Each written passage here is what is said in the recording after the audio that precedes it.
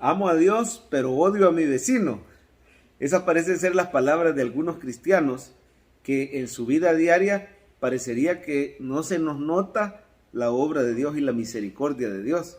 Realmente el cristiano puede decir con su boca que es creyente, pero una de las marcas más claras de que una persona de verdad es cristiano es la obra o el fruto del Espíritu en su vida. Por supuesto, esto no es algo que nosotros vamos a producir con esfuerzo propio, es algo que el Espíritu Santo va a producir en nosotros. Sin embargo, es algo que sí debemos de anhelar. La Biblia le llama a ese proceso el proceso de santificación, y el cristiano no debe de ser pasivo en ese proceso de santificación. La Biblia le llama a ocuparse en su salvación con temor y temblor. Sin embargo, esto es algo, yo siempre digo que la santificación sí hay que esforzarse, pero no se siente cargosa, porque el cristiano la lleva a cabo con la ayuda y el poder del Espíritu Santo, pero la lleva a cabo porque está enamorado y está agradecido con el Señor. Cuando uno está enamorado, no siente cargoso hacer hasta lo imposible por ese ser querido, por ese amado o esa amada. De la misma forma, cuando estamos enamorados y agradecidos. El apóstol Pablo en Romanos 12 lo pone de esta manera. Así que, hermanos, os ruego por las misericordias de Dios.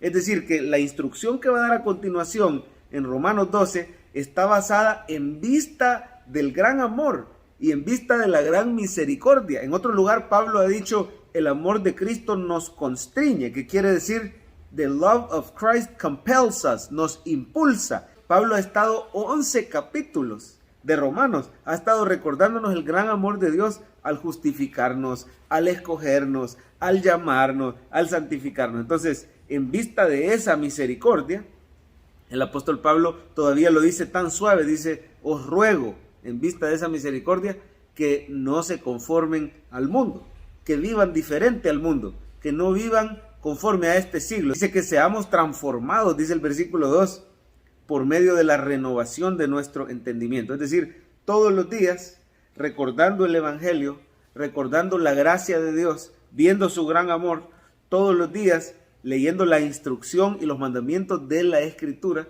el Espíritu Santo nos va transformando el entendimiento y el cambio viene de adentro para afuera. Así que sin más, vamos a ver algunos aspectos en que podemos ser transformados y se nos tendría que notar que vivimos diferente en nuestra relación con el prójimo. Mucho de lo que se habla en Romanos 12 es la relación del cristiano con su prójimo. Por ejemplo, dice primero que tenemos que tener una actitud humilde respecto a nosotros mismos. Versículo 3. Cada cual no tenga más alto concepto de sí del que debe tener, sino que piense de sí con cordura. El apóstol Pablo reconoce entonces que tendemos a ser soberbios, orgullosos, a pensar mucho de nosotros mismos y a ver con buenos ojos nuestros propios talentos, nuestra propia capacidad, y quizás tendemos a ver de menos a los demás. Pero ya cuando Cristo está en el corazón, Él comienza a darnos tampoco una falsa humildad, donde decimos soy una basura, no sirvo para nada, sino que reconocemos con humildad que lo bueno que tenemos el Señor nos lo ha dado, Él nos lo ha puesto. La gracia de Dios nos ha dado todo, hermanos, y la humildad no es decir yo no sirvo, es reconocer si algo bueno hay en mí, me lo ha dado al Señor, se lo debo a Él. Y hay muchas áreas en las que todavía necesito mejorar y voy a poder mejorar con la ayuda del Señor. El apóstol Pablo también habla de que tenemos que ser serviciales. Mire, un verdadero creyente se reconoce porque tiene un espíritu de servicio. Dice ahí en los primeros versículos, digamos hablando del versículo 4 en adelante, dice que somos un cuerpo, el cuerpo de Cristo, y el Señor nos ha dado diferentes dones.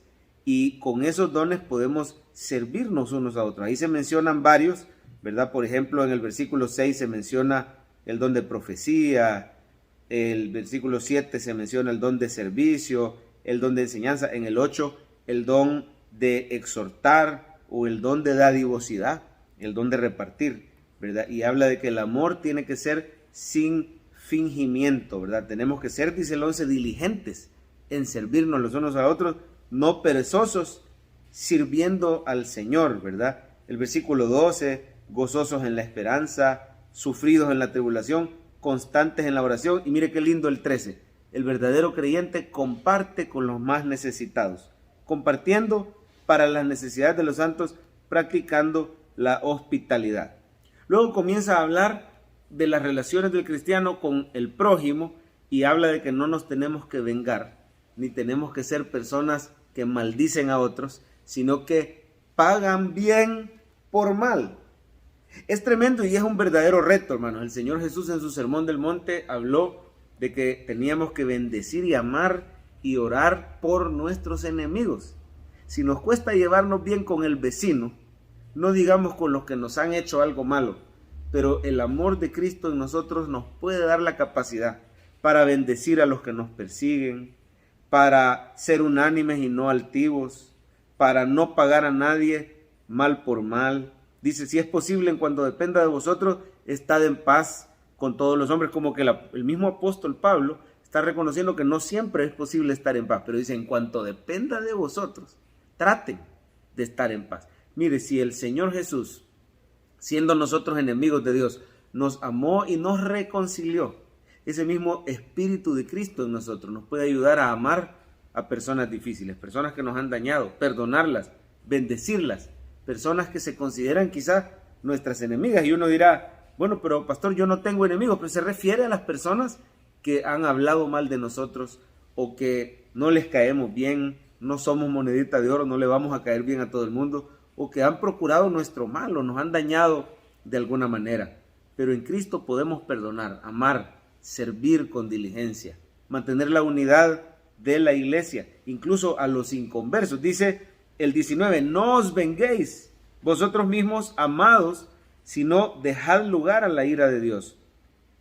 Si tu enemigo tuviere hambre, dice el 20, dale de comer, si tuviere sed, dale de beber. Y termina con esto, resume, dice, no seas vencido de lo malo, sino vence con el bien el mal. Significa, hermanos, que cuando alguien ha hecho una injusticia contra nosotros, no debemos de contestar de la misma manera, sino que se note que somos creyentes, perdonando y dejando que Dios nos defienda. Esto no significa que usted se tiene que dejar atropellar y que no puede buscar la ayuda de un abogado si le hacen una injusticia. La ley del hombre es algo que Dios permite y usa como instrumento. Pero sí, en nuestras relaciones interpersonales, los creyentes debemos aprender a perdonar, a amar. ¿Cuándo somos vencidos de lo malo? Cuando nos vengamos, cuando nos ponemos de tú a tú, quizás con el inconverso, o incluso con un hermano en Cristo que nos dañó y buscamos devolverle mal por mal. Cuando nos resentimos, el enemigo nos mete gol. La Biblia dice, no se ponga el sol sobre vuestro enojo, ni deis lugar al diablo. Pero si este día, con la ayuda de Dios, podemos revisar nuestro corazón y podemos empezar a enderezar poco a poco nuestras relaciones interpersonales, estaremos mostrando el fruto de Dios en nuestra vida.